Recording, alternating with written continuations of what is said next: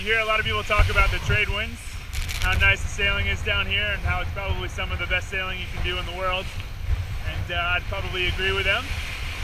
Got the best seat in the house on board right now, and I'd like to take a bit of time out of my daily routine to sit up here and enjoy some of it for myself. Nowhere else I'd rather be.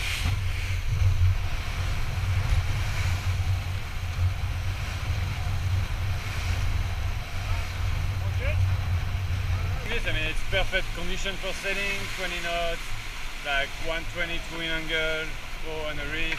The boat goes fast, and today is relatively flat sea, so it's pretty good. Yeah, it's a really good day of sailing. So, and the best. Constant wind, warm water, sunshine. You can't ask for much more. Doing 20 knots and taking off the miles in some pretty comfy and fun conditions. So.